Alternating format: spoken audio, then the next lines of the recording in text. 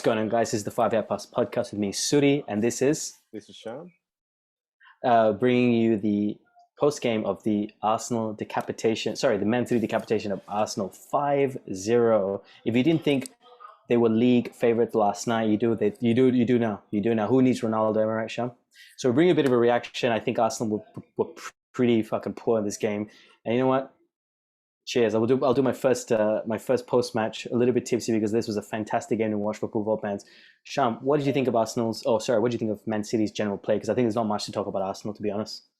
Yeah, I mean they didn't look like they got out of third gear, to be honest. They were the worst thing about this game was that it was so predictable. Yeah, they did everything that they did.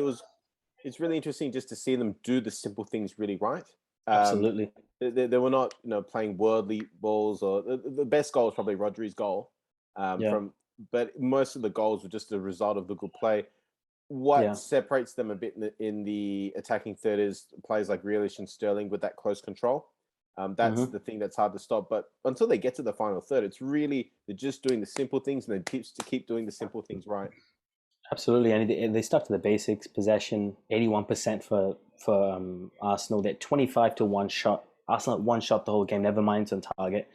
They kept the ball really well, and I gotta say, I was really impressed. I never really rated Ferran Torres. He played spectacularly today, and even Raheem Sterling when he came on. Maybe it was a red card at Arsenal. Um, but how much did they score against Norwich? Was it 5-0? It was five as well. Yeah. So they've scored 9 goals in 3 games, minus the loss, and it just for Man City it kind of sucks because they're still a point behind or a game behind Liverpool and Chelsea who play next, which is going to be a great game as well. Where what's next for Arsenal, man? Before you go, I don't see him keeping his job for the next 3 days unless he Yeah. gives a good enough excuse, or before that, or if he can say, "Give me till January." One time they tend to get rid of managers is at the international break, to give the new manager a couple of weeks. I'd Yeah, be very surprised if they didn't have someone lined up already. Um, yeah, it might be a whole Spurs thing where no one wants to join, but the reality is he, yeah, it'd be very difficult for him to salvage anything out of the season. And I was having those thoughts during the game: is this his last game? Because it mm, wasn't so much the loss; it's just the capitulation. They were not doing the yeah, basics right. They were not tracking players. They were not marking men. Shaka had a head implosion and got himself sent off. absolutely. Again, Jesus, yeah, they were not up to Premier League standard. And yeah, Arsenal, I remember seeing that the overlap when they had Jamie Carragher, Roy Keane, Gary Neville with the fans, and yep, Ty from Arsenal yeah, yeah, got a bit emotional, which is fine, yeah, But it was kind of like you're saying Arsenal. People were saying Arsenal's a laughing stock. We deserve respect. And Jamie Carragher said, "Well, Arsenal has high expectations. That's why people are giving Arsenal a hard time. If yeah. no one gave Norwich a tough time for losing last weekend because they just got promoted, but Yeah. everyone's giving Arsenal a tough time because they got expectations and they just weren't doing the basics right. There's just The so much interesting dysfunction at the moment at the club. now you're looking at the top 5 teams. Okay, let's go City, Liverpool, United, Chelsea, Leicester, and I put Spurs in there just for this point. You wouldn't get a Shaka disrespecting the manager like that. You're 3-0 down or 2-0 down. You're meant to lead them into a respectable 2-1 finish, 3-2 finish potentially. You go on 2 foot a player, and that's the state of Arsenal right now. And just really quickly, Sham, look at the bench who came on. Maitland Niles, Lacazette, El Nini. They wouldn't come on for any of the top 6 clubs if there's a game to be changed. Yeah, You no, could take exactly right. you could even put Spurs away. You could take any of those top 4 or 5 sides. You could put their bench for Arsenal. They could have changed the game. Maybe not have Arsenal, won. Arsenal are missing a few players in their defense. There was I heard it on the telecast, but there was a few, about 4 or 5 players, guys like Pablo Mari, Pepe, and all that sort of thing. But even the players that they're missing, Ben White, are they going to come in and make this team better? There's a whole lot. You got to really have an idea of what Arsenal's best 11 is. There's a lot of Yeah, players around the same level, and you could sort of change them around. But is it yeah, going to make them better? It's yeah, as United fans, it's probably similar to where Solskjaer came in, and you wouldn't really know who the best 11 was. You know the best 4 or 5 players, but you wouldn't know who the yeah, best 11 is. And yeah. they came in about the same time. They've been compared a lot. Solskjaer's probably been backed better in the transfer market, but at the same time, he has developed the style of play, and they've had some really No, good results. it's Whereas it's not Arsenal's about not really gone anywhere, and if no, anywhere, no, gone no. backwards.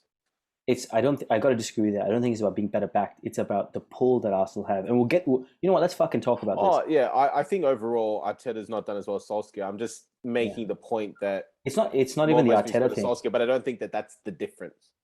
it's not even the Arteta thing. I think it's more the pull that Arsenal have as a club. Is anyone can be the manager. Solskjaer's not the best manager in the world. I'll be honest, but the pull that United has as a club in the direction they're going, Arsenal can't pull the players. And we'll transition into this.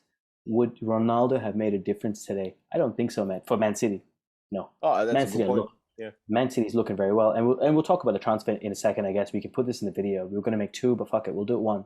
But what a side there! What a side! 5-0, man. Yeah, It's and it's like I said, that performance probably doesn't win them, Liverpool at Anfield or Chelsea at Stamford Bridge. They have gears that they can go up. That was okay. We're 2-0 up, and we're going to play our game. But and they did go the whole 90 minutes. They weren't holding back, but you just got the feeling that there were other gears that they could have gone to if the need was there. And yeah. Grealish looks That's, good. Grealish fits the structure well, but he's also got those moments where he tries his stuff. Getting that balance right will be important for him, but he started well. I think in the way we talk about Ronaldo being the crown jewel of Man City's crown, the jewel of Man City's crown, I think Grealish is that. I think he doesn't need to be there, but he adds a little bit something extra. Shyam, we're going to transition into the Ronaldo transfer. What a fucking 24 hours it's been. I mean, Judas became were. Jesus. It was quite a thing, wasn't it? Look. I know you're not a man of the Heineken, but cheers to that, man. We were texting nonstop for about 3 or 4 hours, and it was. I mean, until I got a sneaky suspicion when I saw Ollie's press conference against Wolves, and he's like, "Well, Cristiano wants to leave. He knows where we are." And I just thought, why is he saying that? Like, it caught my ear. Why is he saying that? Like, you know what? And then all of a sudden, it just sort of moved from there. You know what caught my ear was the way Ronaldo, the way Rooney said in his press conference for Derby, said he's not going to go to Man City. He very casually said it.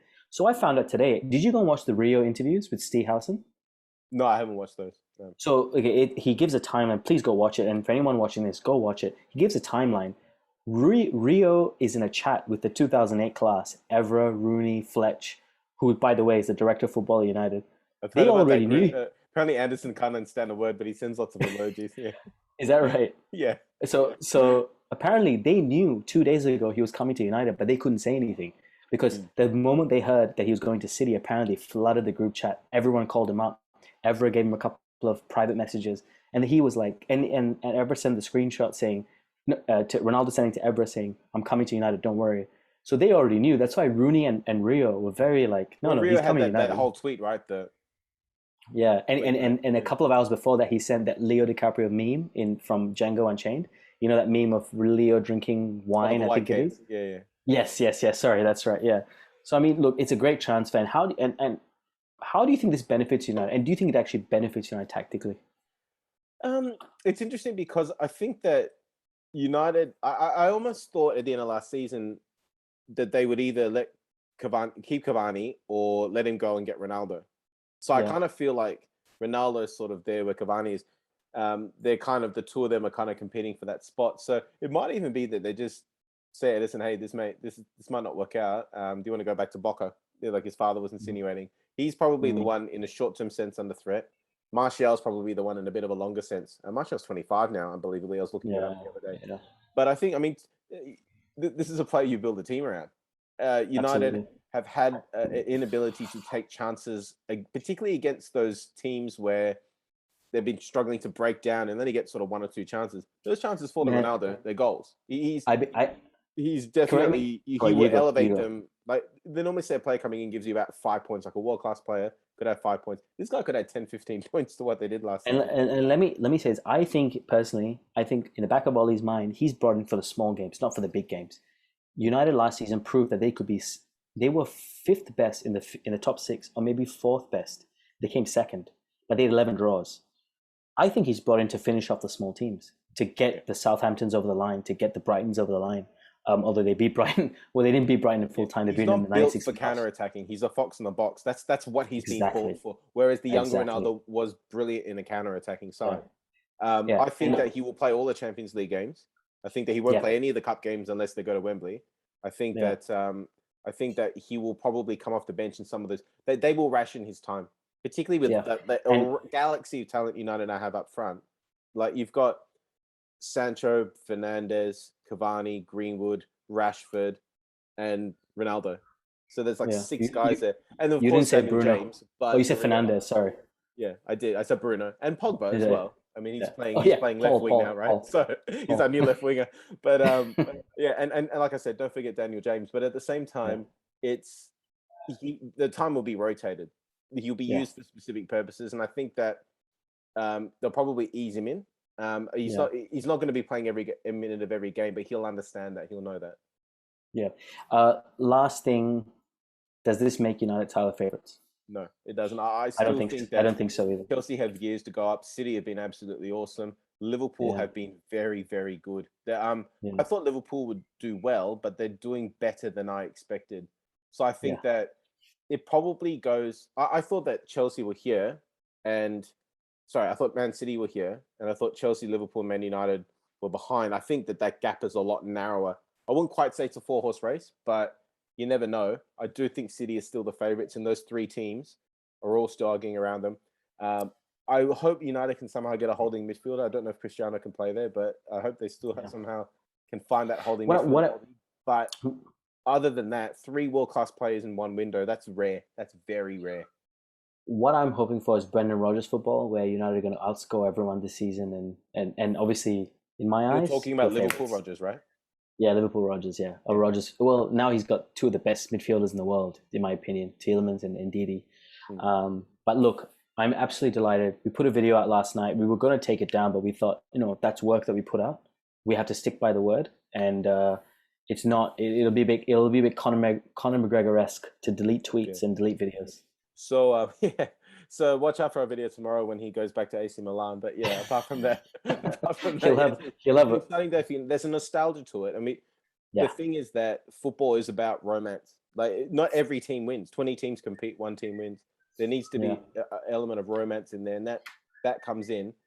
There's been talk about the Glazers getting off because they got Ronaldo. I don't think the Glazers get off at all. Oh no. There's 16 years of hurt, and then 1 good summer great. No.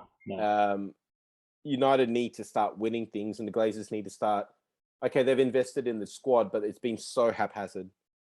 Under Ollie, it's become a bit more channeled, but there needs to be other areas of investment in the stadium, in the training grounds, in the youth facilities. There's a lot of investment that they still. Just going to pause you there. Apparently, and it doesn't get them off, but apparently they were quick on this. They were quick. They came in after City and they got the deal done. So look, credit in the moment where credit. Is it Murtaugh that got that done then? Yeah, John Murtaugh, but I'm talking about the backing. The backing's still the backing. The money's still the money. My point, apparently Murtaugh and Fletch were huge in this. And Fletch being part of that 2008. And just before that, Shyam, it is brilliant to see a Moscow player. Carrick was the last of the Moscow class. He left 2 years ago when Solskjaer came in, actually. And to see him come back and Mourinho, and to see him come back and we have someone in the 2008 class back in. It's brilliant. It's funny that the last player left at United that Ronaldo played with is Solskjaer.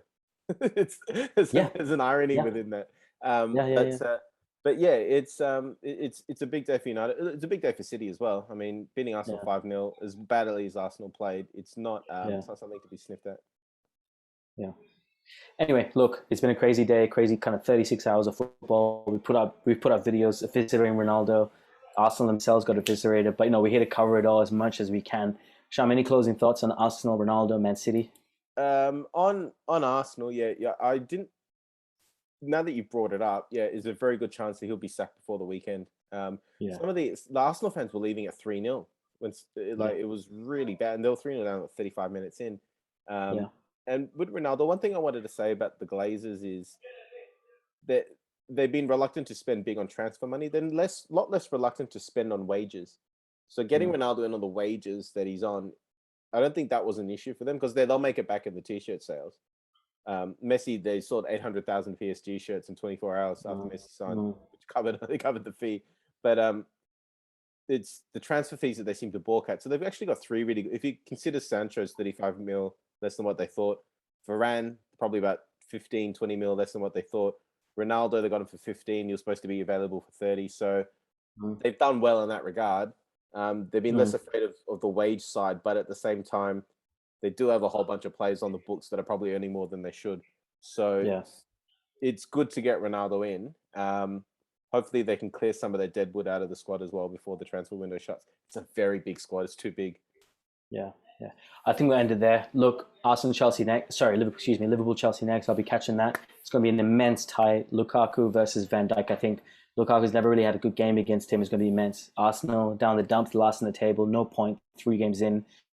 It's looking dire. And my boy, Ferguson's boy, not my boy, Ronaldo back at United. Shyam, pleasure as always. Guys, don't forget to like and subscribe. We're the 5-Yard Pass, covering all things football in the Premier League. As we say here, keep football simple, and as always, Keep passing, guys. cheers.